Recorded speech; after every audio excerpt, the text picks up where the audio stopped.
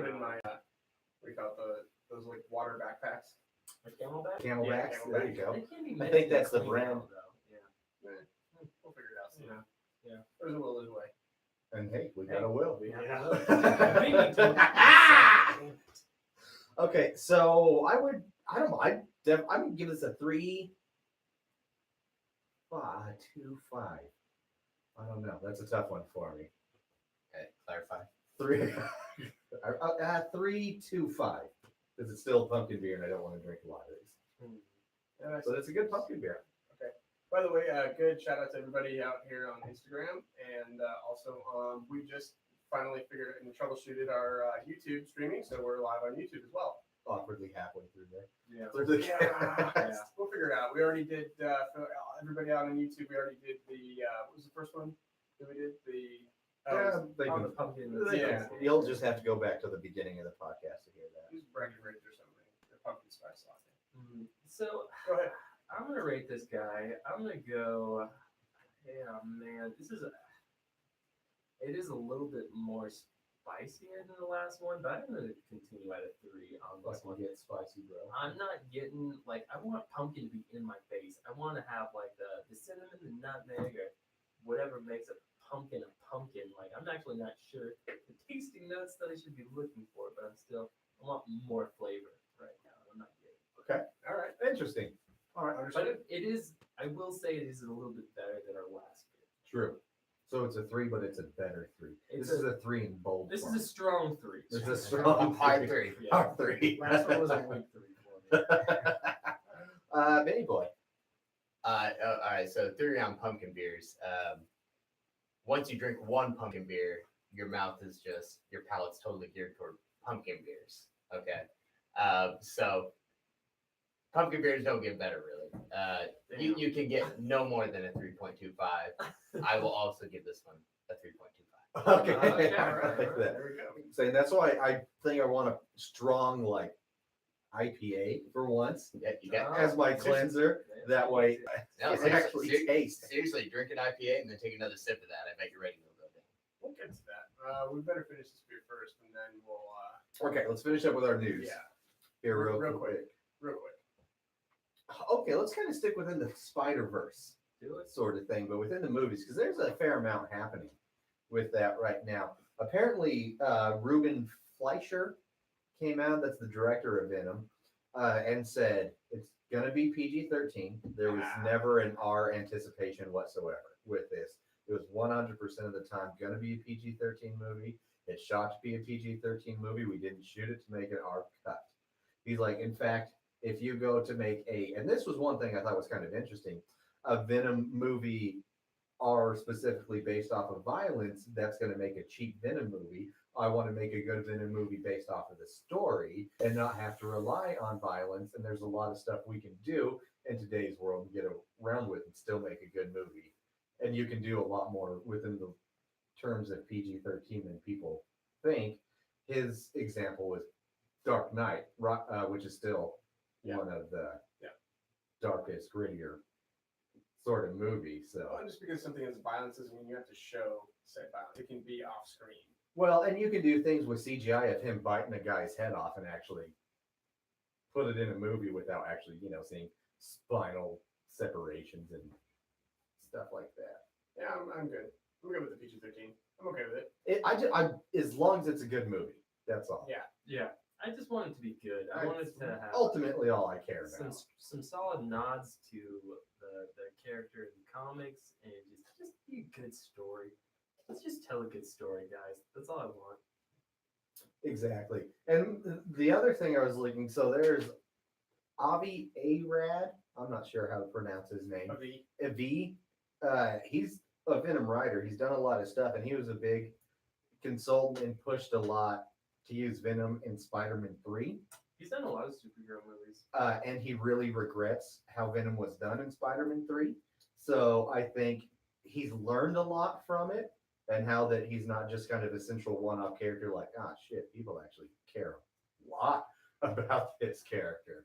So kind of the more I read about it actually made me feel a little bit better.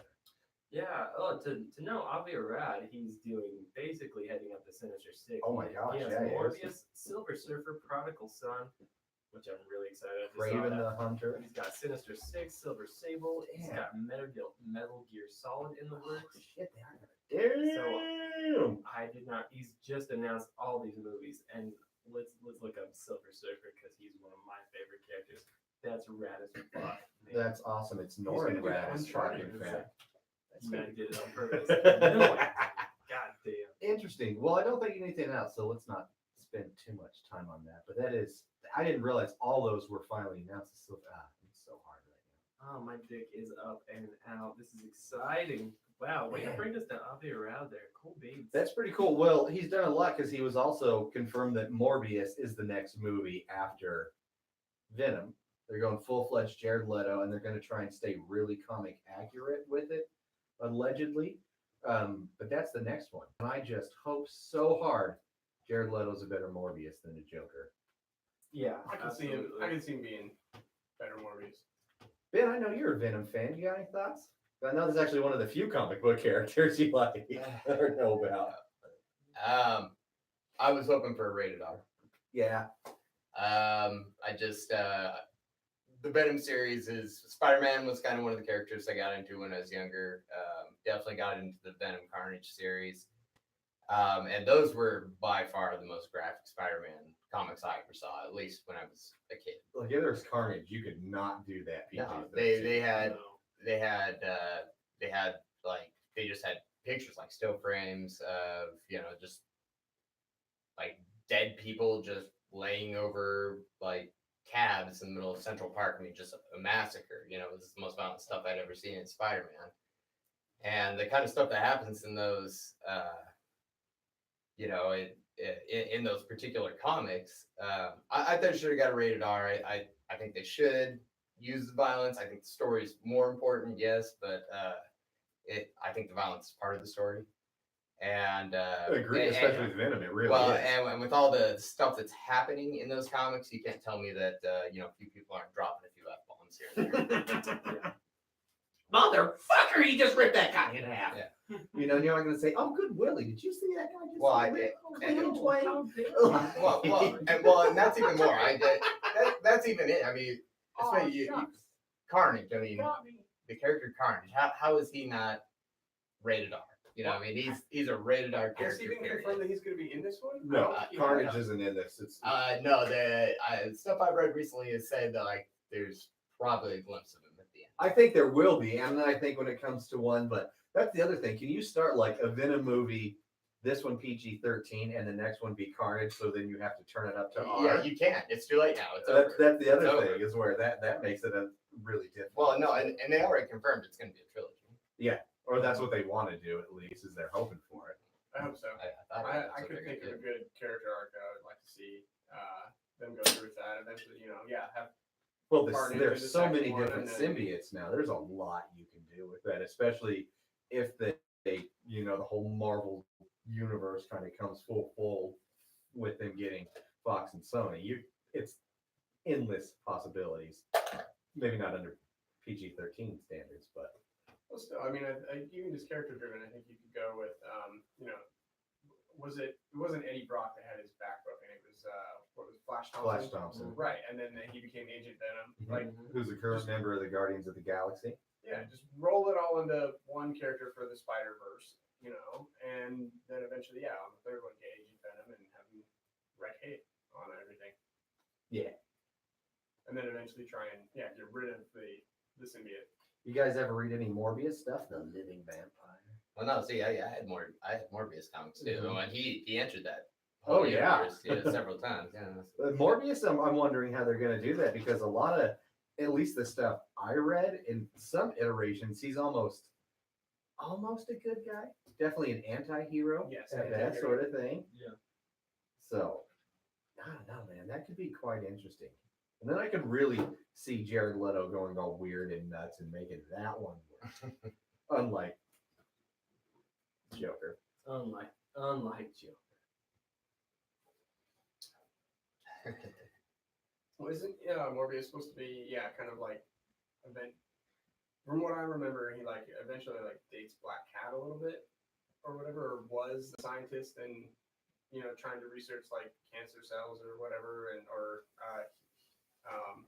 sickle cell anemia, and then eventually, yeah, did coincidentally with our main topic was one of those guys that had science go wrong on him, and then became the living vampire where he needed to suck people's plasma, right? That's my understanding of the character. I don't have enough information to refute that. So. I've drank a number of beers since I looked at one of those. So. A number of them. I've also read ones where he's from just an alternate universe. It's like a dimension rift split where he came. Interesting. So there are a few different versions, but yeah, yours is I think one of them too. Mm-hmm. Speaking of R PG-13, this is a nice little segue. So Deadpool 2 is getting a re-release for December. PG-13 cut. Oh yeah, they're supposedly they're doing Fred Oh. Savage. Right? Exactly. They're Yeah. having a Princess Bride intro. Like to new that. cut. Yeah, they have a few new scenes for it, a few new jokes for it, Yep. Even more jokes. even more PG-13 jokes. Yeah, Do you think they're going to cut out the baby dick? Yeah, probably. I hope not. I think that they would have to. It's a solid portion of the movie. Wait, I just watched this for the first time the other day. What was the baby dick part again? When after I've drank several beers since then too. after Juggernaut rips him in twain, Oh and yeah, then yeah. he's sitting on the couch and he does the Sharon's Basic instinct movement. Well, yeah, movement and moment. Moment of movement. Yeah, Oh yeah, and you said it with the little legs. Okay, Yeah. gotcha. I remember that now. Yeah, Yeah, yeah. yeah. That was an interesting moment. And yeah, right. Fun fact: the shirt he's wearing in that scene is the shirt Chunk wears in Goonies, as a reference to Josh Brolin being in Goonies. Oh, nice. Yeah. It's always subtly There's referencing some- Rowan's other movies. It's pretty great, dude. I love all the little No, Easter I'm gonna eggs. go back and watch that. Yeah. Oh my God. How good is that? That's one of my more favorite Easter eggs for that. Well, I even remember thinking like when he was his top get up, I was like, what the hell's he What the wearing? hell's he man? wearing? Right? He just you gonna go laze about with your little legs? He's wearing Chunk shirt. Yeah, just shirt cocking the whole time too. Go His straight shirt Winnie the cocking. Pooh. Yeah. Shirt cocking. Straight shirt cocking that asshole. Oh, I love that. Full Winnie the Pooh. Oh, we went full boom. Last bit of news, and then we'll move on from the beer. You can hold on, you goddamn. Just wait, drink your sipping beer, Will. Thank you. I forgot. I'll put my hand on the side. So like I said, we talked about this the last time. They're not giving up on the Gambit movie. Just won't do it. Right. And now they're saying they have a script and it's going to have a romantic comedy vibe. Oh. He is French. He is Or French. and Cajun, yeah. Same thing. Yeah, pretty much. He is definitely a ladies' man. Yeah. That's for sure. Yeah. But it's like we got Lizzie Kaplan, we got Channing Tatum. We still don't have a director attached to it. Although it is starting to look like it's going to be Simon Kinberg because he's producing the movie, allegedly, from what I read and kind of what it's pointing out. And depending on how it goes with The Dark Phoenix, he might just start directing a whole bunch of movies. But The Dark Phoenix is his directorial debut. So it could be a Simon Kinberg. Did Dark Phoenix and X-Men run off? Yes. Yes. Okay. It is. Just want to make sure I was talking about the same thing.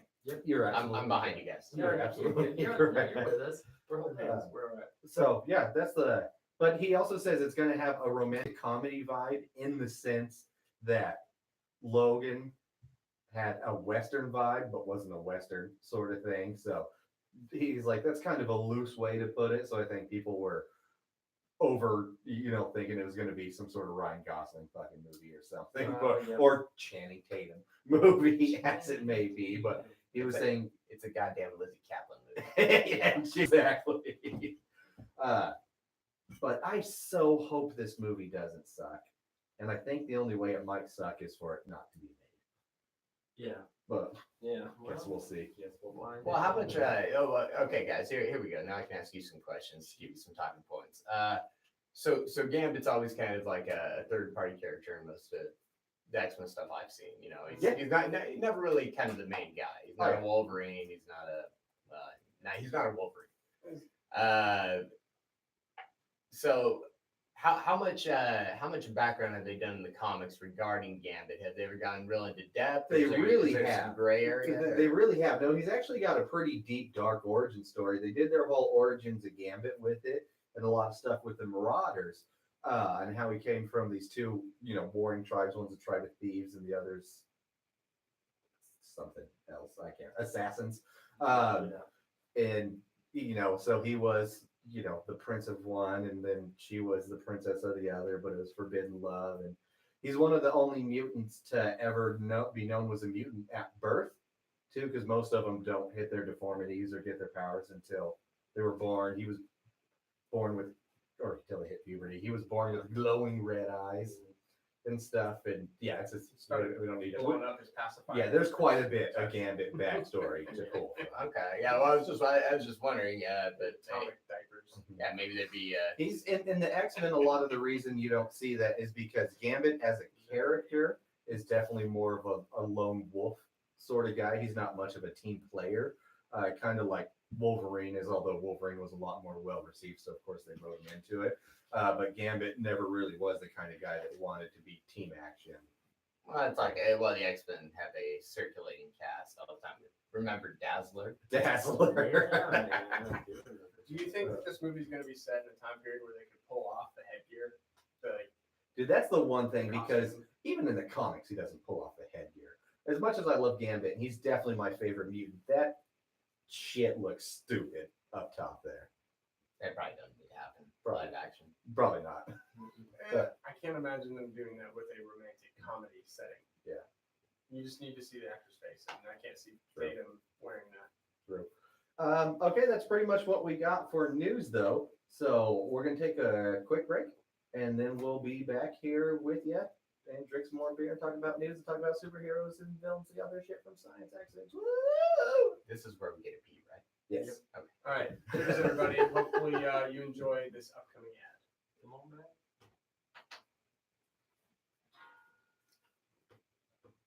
Oh, I like how he's back. Hello, everybody out there in YouTube land. Sorry we didn't get it started earlier. Yeah, what's going on with that? I don't know. It It kept just- saying like going live, and then it just nothing happened. I don't know what live. And then when I did trying it, to get Jerry's attention without well, I was Maybe trying to too much play with attention. it, but people still listening to us? yeah, some online they are, Oh. but that's the only place we think. How many viewers we even have on that? Because this is like one of our first times that we're on YouTube. yeah. Oh, none. But Oh, YouTube will save it.